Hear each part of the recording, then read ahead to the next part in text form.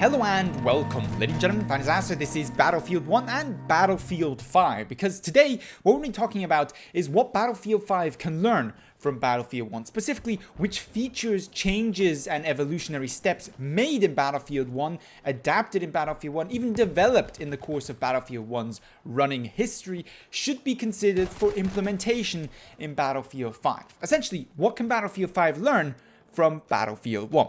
And what we're focusing on in today's video is the state of the game as we've seen it in the alpha, which is of course regrettably now no longer running, comparing to what we have in Battlefield 1.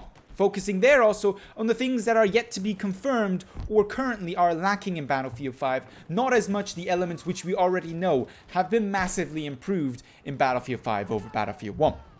And the first issue is one that has been mentioned on the sidelines of the Battlefield 5 alpha, but nobody really has taken the time yet to focus in a little bit on, and that is movement. A lot of time in Battlefield 1 from the development team in the course of the, I would say, second half of Battlefield 1 was spent on fine-tuning movement. Movement, of course, in Battlefield 1 versus the previous Battlefield, Battlefield 4, or even Battlefield Hardline, was a little bit snappier, fast-paced, felt better, frankly, from a player's perspective. But there was also some issues with AD spam and side strafing, which is of course not something you want to overpronounce in a shooter that now increasingly is trying to be a little bit more skill-orientated and skill-based. Now, if you look at the Battlefield 5 alpha, you very much have massive problems with side strafing and movement. Movement feels good, but it does seem like some of the movement elements that were changed in Battlefield 1, such as sideways soldier acceleration and momentum, haven't quite made it yet into Battlefield 5. Could this very much just be an issue of alpha versus final product? Absolutely, but I do hope the developers have it on their radar that we do not want a repeat of the movement problems we had in Battlefield 1. Instead, the more sophisticated, the slightly improved version of Battlefield 1's movement, which you can currently enjoy in the version of the game. Another issue that has repeatedly been talked about regarding the Battlefield 5 alpha is of course issues regarding visibility. Now, Battlefield 1 had some of those issues as well, in other senses didn't have them. So for example, in Battlefield 1, certain uniforms did have a tendency very much to blend into the surrounding. On the other hand, you did have spotting to counter that system. Further to that, you had issues, for example, with smoke grenades, something that Battlefield 5 will less likely encounter because, of course, smoke grenades are now rendered on a server basis instead of a client basis. So what I mean to bring out here is that Battlefield 1 very much needs to look at the visibility issues or successes in Battlefield 5 and how with their new spotting system, the changes they've done to the game, they can possibly improve on it. I speak here also of things like, for example, the screen shake that we actually had in Battlefield 1 to begin with, no way of actually altering or turning down. In the meantime, of course, in Battlefield 1, you can alter the amount of screen shake between 100% and a minimum of 30%. You can't quite get rid of it, but that frankly is also a balance issue. As it stands in the Battlefield 5 alpha, or as it stood rather at this point in the Battlefield 5 alpha, the amount of screen shake was completely insane. Simply bullets or heavier shells from tanks passing by you resulted in a ridiculous amount of screen shake on your screen, making you actually clearly at a disadvantage versus your opponents when engaging in firefights. So maybe, DICE, take a little bit of a look at those changes you made in Battlefield 1 regarding visibility and why you made them. Another one of those, for example, is the reduction in muzzle smoke from SLRs and guns in general, as well as some of the issues that Battlefield 1 faced, for example, with inside and outside bloom effects and overlighting, or too overexposing sunshine, another thing that you could easily attribute to Battlefield 5's alpha. Now, the next topic that Battlefield 1 most definitely got wrong and Battlefield 5 has an opportunity to do right is something you're either going to care about quite significantly or you simply couldn't care less, and that is RSP. Battlefield 1 very much showed us how not to do RSP. I'm not saying that Battlefield 4 days were the ultimate days of RSP and that was the best system ever. A more sophisticated, interface-friendly, user-friendly experience as envisioned for Battlefield 1 is definitely preferable to what we had in Battlefield 4, but if the simple feature set is not there, then there will be no community-driven servers as we have them in Battlefield 4 at all. And I really hope that Battlefield 5, or the developers here in this case, make sure that they've got sufficient RSP with good options, good settings, and good support from day one for Battlefield 5, and not a lackluster version thereof somewhere mid-cycle as we had in Battlefield 1. Obviously, we've not got a lot of details on RSP just yet, but it is something that we currently don't know, and Battlefield 5 very much needs to learn from the mistakes encountered in Battlefield 1. Let's talk about something else then, something that plagues Battlefield games in general. Game mode overload. In Battlefield 1 it was an issue, it's an issue in Battlefield 4, it's probably an issue in most of the Battlefield titles ever came out. You release too many game modes, often not all of the maps and modes are balanced properly, designed properly for each other, and consequently not only is the experience lackluster, but the game modes die out and aren't actually played. Look at things like Supply Drop, or even games of TDM and Rush, which were rare in the case of Battlefield 1. There's a number of other game modes, such as Air Superiority, which only even lasted 2 weeks. The only real game modes that were able to establish themselves in Battlefield 1 was obviously Classic Conquest, the new Operation Game Mode, whether that's in the 64-player operations or in the now new Shock Operations mode, and to a certain extent, Frontlines, which did have a small but consistent fan following, and usually, if you were willing to get into a queue to get into a server, you were able to actually play a game of said game mode.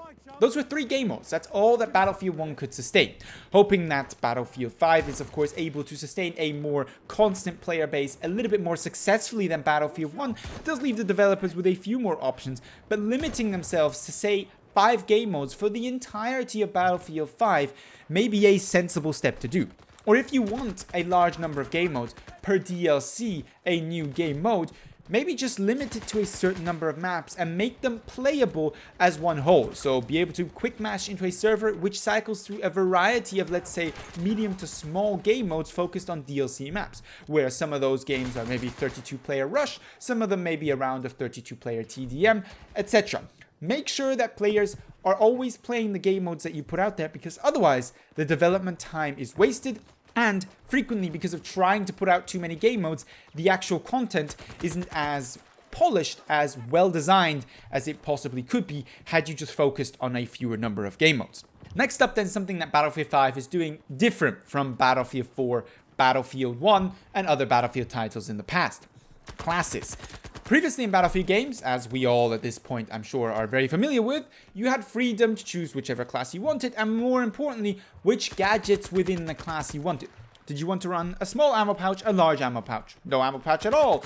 Maybe something like a grenade launcher, crossbow grenade launcher specifically in the case of Battlefield 1, C4 in the case of Battlefield 4. Limpet mines, the variety of gadgets was seemingly limitless, and while there is some undesired effects of it, some people, for example, as support or medic, not running with the appropriate gadgets needed to help their teams, what we've seen so far with the Archetypes is a hard limiting of some of the most important gadgets, possibly even some of the weapons, to certain parts of the classes. Consequently, if I maybe want to run with a very heavy LMG, as for example one of the Archetypes had in the Battlefield 5 Alpha, but I don't want to run with the big ammo box, instead I want the ammo pouches, as it stood in the Alpha, I wasn't actually able to do that. There was no freedom for me to choose those different weapons for the different Archetypes.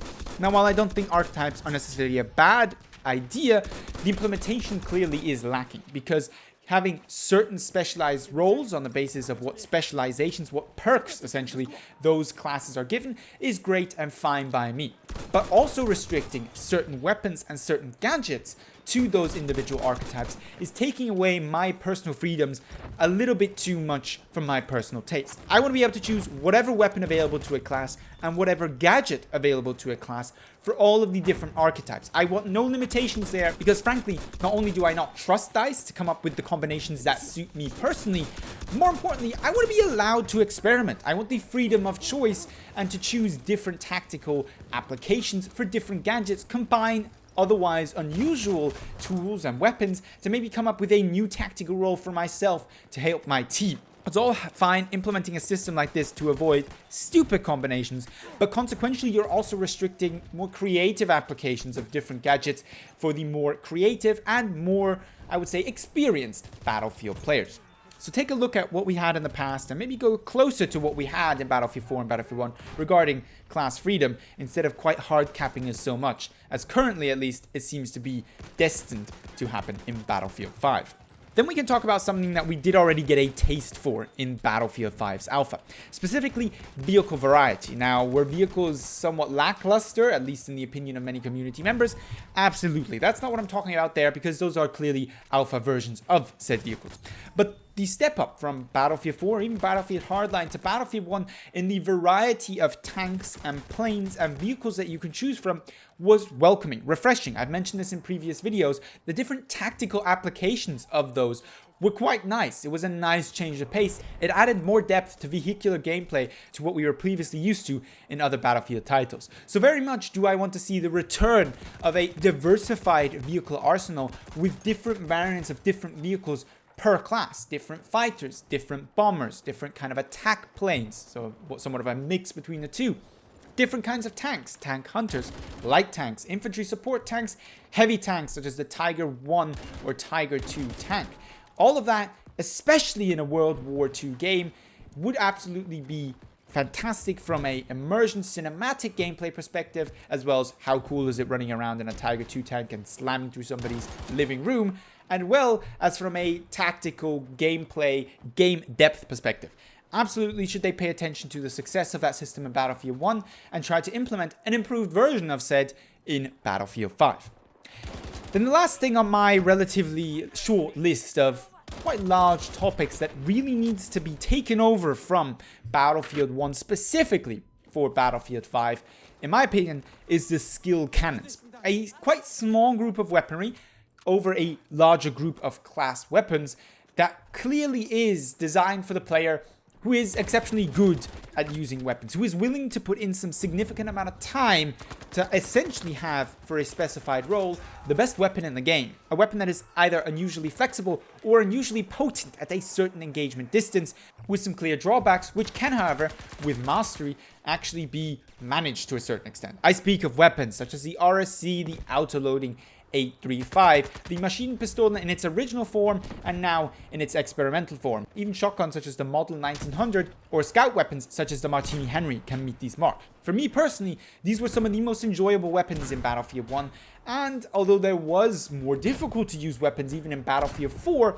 I don't believe there was the same depth to mastering those weapons necessarily, or the clear difference to where you knew if you were able to use one of these weapons, you clearly were, in most cases, a more than average competent player at the game. I truly hope we have this depth of weapon design and weapon mastery in Battlefield 5 as well, and with the introduction of a more skill-based weapon system based on recoil instead of spread, this should be all the more exciting, all the more possible, and actually on this point, I'm quite confident to see that DICE will probably do just that, and take some of the best weapons they can make, and make them very hard, but very satisfying to use.